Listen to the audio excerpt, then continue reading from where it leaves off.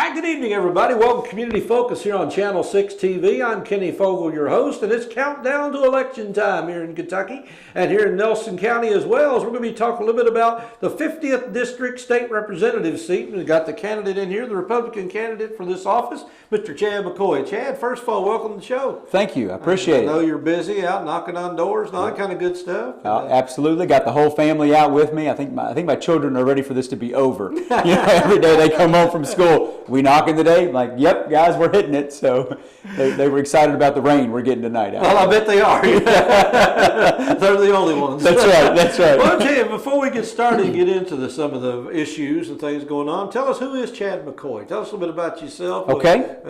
So we can know a little bit about who we're talking about here. Sure. And I think that's important for why I'm running for state rep. And let me tell you a little bit. I'm going to combine this if I can. Okay, that's fine. You know, when you back up and look at this job of being state rep, it seems to me that it's got three sort of components to it. The first component is you're a lawmaker. Somebody's going to go to Frankfort and make law. The second component is you're representing people, state representative. I'm going to be somebody that represents Nelson County. And third, there is this budgeting part to it. Mm-hmm. So when you want to know who I am, I'm actually somebody that's actually uniquely qualified to do this job. Number one, I'm a lawyer. I have been a lawyer now since 1995, so that makes it about 21 years coming up this October. Getting old. I know, right? Birthday's next week, actually. So, but I know a lot of people don't like lawyers, and I understand that, but being a lawyer and making law, I think, is something that's important. And the reason I say that is there's a lot of nuance in the law. And that's where I think people don't like us lawyers, because we're always finding wiggle room here and there. But when we sit down to draft legislation, I think you got to know what's the difference between intentional, knowing, wanton, and negligent. You know, because those are words that are used in the statute, and those are words that have a very specific meaning in the law. So if you proposed a law and it said, no one shall intentionally do something, maybe what you really meant was recklessly do it. And I want to be able to bring that expertise to the table to talk about it. The other weird thing about my legal career, Kenny, and a part of who I am, I have had a very broad base of law. I started off at a very big firm. I was fortunate enough to do good in school and had a great job offer. And I did corporate law for years. Then I decided maybe I wanted to be in the courtroom a little bit. So staying at the big firm, I did courtroom work for a while. My wife's a doc, and you know, we had to travel out west. We lived in Salt Lake City, Utah for a while she was doing her residency. Yeah. And I had an opportunity to join a really big firm there, and I did intellectual property law. And so both in the courtroom and out of the courtroom. Now I've moved back to my home state of Kentucky, living in a nice small town, and I get to do just about everything that walks in the door. And there aren't a lot of folks that have had that sort of experience, and I think that's going to be really helpful when I'm in Frankfort. Well, we'll get you back on some down in intellectual property. Well, that'd be fun. We could do a whole hour on that. That'd be so. Well, I've known you for a little while, and I've always known you're ideologically, politically, but I've never known of your political ambitions. Is this something that you've had for a while, or something just all of a sudden started burning in you? You know what? It started burning in me. In fact, I was always somebody who said I would never do this. Yeah, that's what I've heard you say. Yeah, here I am, right? You remember I wrote in the paper. I had a little column in the paper, and I was candidly somewhat critical of my own party at times, because I think they sometimes get off of the track that I want them to be on. And so I finally decided it was time to put my money where my mouth was. It's one thing to stand on the sideline and throw rocks. It's another thing to get in the game. So I decided this was a good opportunity to do it. Okay. Well, I know I got this in the mail a few days ago, and you just saw it for the first time today. As a matter of fact, it's put out by the Republican Party of the state of Kentucky. So, again, it's a very nice flyer, and it's got a lot of things in here. Now, I guess my question is, when they send something out like this from the Republican Party, and you mentioned just a minute ago that sometimes you are at odds with your own party. Absolutely. Is this something they're putting out, putting words in your mouth, or is this something you believe in? And I mean, I know you haven't got the chance to really look all these over, but there's a lot of issues there. Sure. That obviously fight for open and honest government. I mean, that's pretty generic there, but 100% pro-life. I am pro-life. I was endorsed by the Kentucky Right to Life folks. I got that I learned about it yesterday. I think it happened last week. But I'm a little slow on the uptake there. You don't get the flyers, they don't tell you much. And Kenny, on that, I'm Catholic. That's part of my. And candidly, that has been a position that has developed in me over the years. Earlier in my life, I wasn't 100% pro-life, and I think having children and as I have grown up, if you will, but I'm all in at this point. Okay, well, promote economic development. I'm sure that's something that you have some ideas about what you want to do. I do. Very important to me in jobs when I'm out talking to people. Jobs. Everybody wants jobs. I think what we need to continue to do in Nelson County, and I hope to really be able to use my relationship with our local leaders, is to try to build our infrastructure. Just the fact that we're sitting here near the Bluegrass Parkway in Maywood. We've got all those distilleries going in right over there. That intersection is getting ready to be crazy. And if we want to have continued growth in Nelson County, we've got to take care of those kind of problems.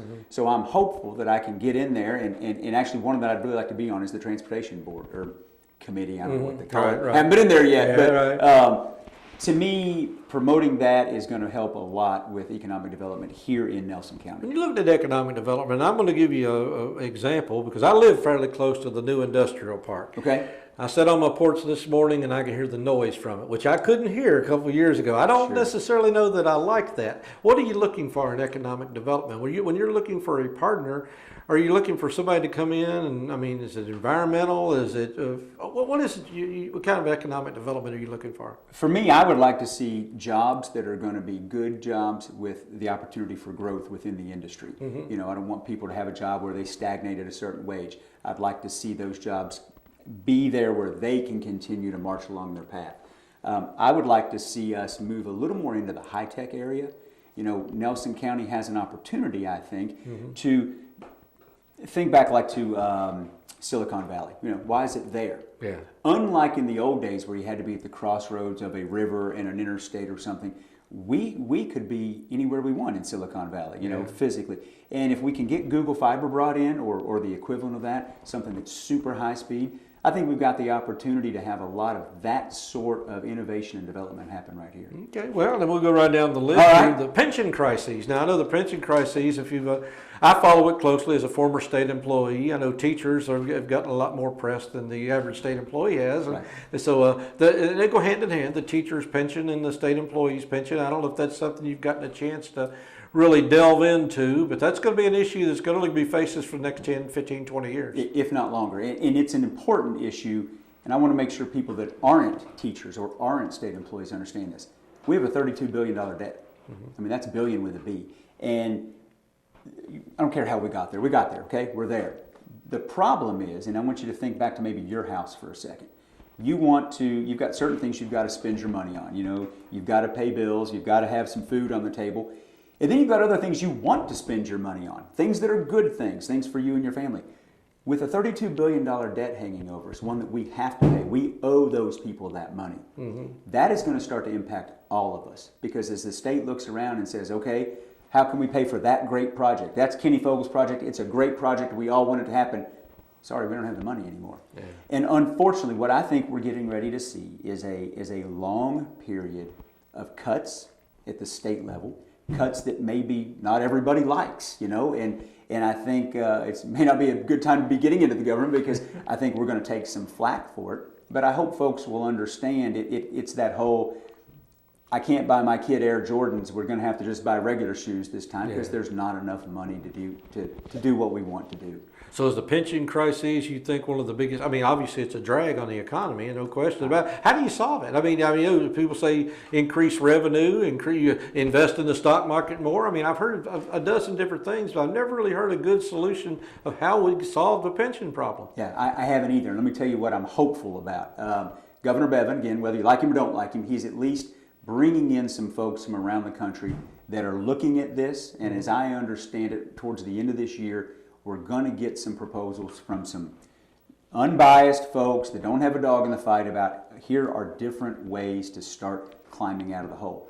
but I don't think it's going to happen overnight. Okay. And there's no way to throw $32 billion at it. So, well, we're going down the list. Well, we got the Obama-Clinton overregulations. I don't know exactly what that means exactly to you, but what exactly? Here's what it means to me. Okay. Waters of the United States. I don't know if you're familiar with this concept, WOTUS.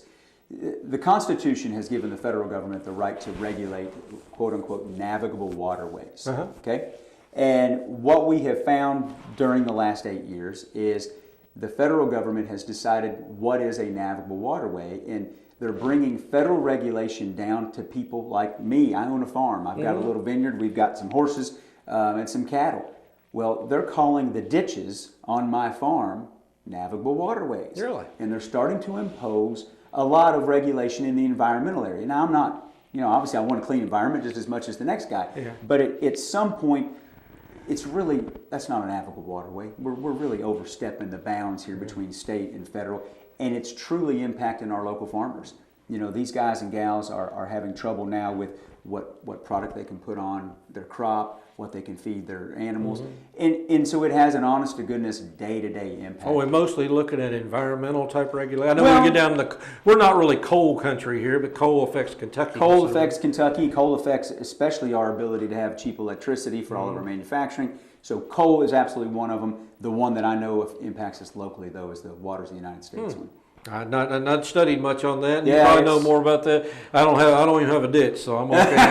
You're all right then. Making sure Frankfurt's accountable to people, I think that's pretty generic, and protect the Bill of Rights. Yep, and so this is probably the one where I would argue my party differs with me, not me with my party. I'm a big believer in that our federal government is a government of limited rights. They only have the rights that we give them. And if you look at the Constitution, what's the very first thing we did is we passed the Bill of Rights. That's 10 rights. We all know number one, free speech, free religion. We're all for that. Number two, I'm a life member of the NRA. I'm all about the gun rights. But keep going on down the line and you get to number 7, which is the right to a jury trial. And that's very important to me, and I think it's important to a lot of folks. And that was something that was actually in the Declaration of Independence. They expressly talk about why we have to have that. And if you look at the Federalist Papers, so I know there are some folks that think, oh, there's too many lawsuits, and there might be some people that would say to me, well, of course you're for that. You're a lawyer, you're feathering your own bed. But the reality is I'm married to a doctor as well, and so I have seen it from all sides, and I just don't think we need additional government regulation there. Well, in that same line, I know your difference, your party in occasion on tort reform and such. That's what I'm talking about. Yeah. The 7th Amendment and tort reform are going to collide. So basically, I know you mentioned you get to me earlier. You got the endorsement of the Chamber of Commerce, and you said sort of surprised you in a way because you differed with some of the things that they stood for as well. Absolutely, and I looked them straight in the eye and told them what I thought about tort reform. And I hope people understand that about me. You and I have talked about this before. At this local level, I think you've got to get to know the person and vote for the person that's going to represent you, irrespective of what party they're on. Well, just to get a little more political, just so I know, we want your opponent is a very strong union person. Yes. And I know this is a question that's going to come up during debates and during issues, and the regulation of right to work. Yeah. Exactly what is right to work? What does it mean to you? And is exactly where do you stand on that particular? So, as I understand right to work, it's the concept of if you're hired by a union shop, you have to join the union. Okay, and I have nothing against unions. My grandfather was in a union. He stamped parts at Fisher Auto Body up in Pennsylvania. Had a great life for him and my grandmother, and she continues to benefit from that. And I understand why unions would want that, because there's a free rider problem.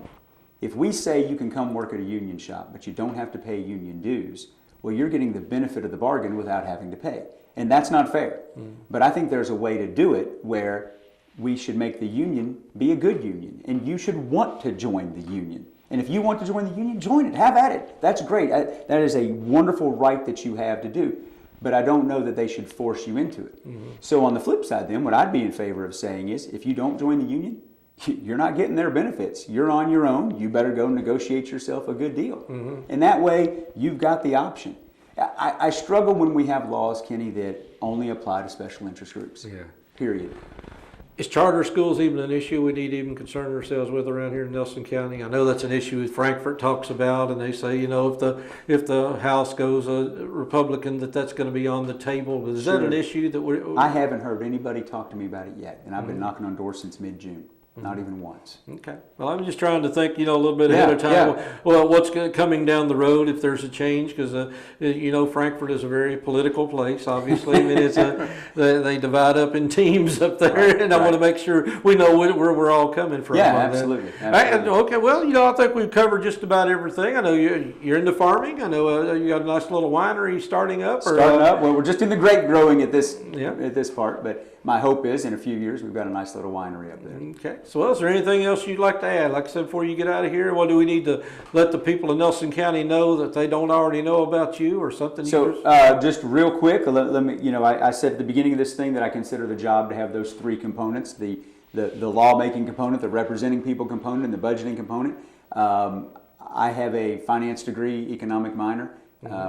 Understand finances, and I've been a small business owner since 2000. So, meeting budget I understand that, and to me it's a lot of common sense, and I feel like that's something that we don't have enough of in politics. All right. Well, Chad, appreciate you taking the time out of your day, and I know it's raining outside, so you can't knock on doors tonight anyway. That's right. So spend the afternoon here. So thank you for stopping by, and we appreciate you being here. Wish you all the best. Thank you. Appreciate it. All right. November 8th is right around the corner, just a few weeks away, and got a lot of things on the ballot, a lot of national, state, and local candidates, and we got Chad McCoy here running for state representative in the 50th district here. It covers just Nelson County now, so if you're in Nelson County, this is the position you need to be looking at. So again, we appreciate you tuning in. Congratulate Chad on his on running for office, and we wish him all the best. So again, stick around. We've got a lot more to come here on Channel 6 TV, and we'll see you in just a few minutes.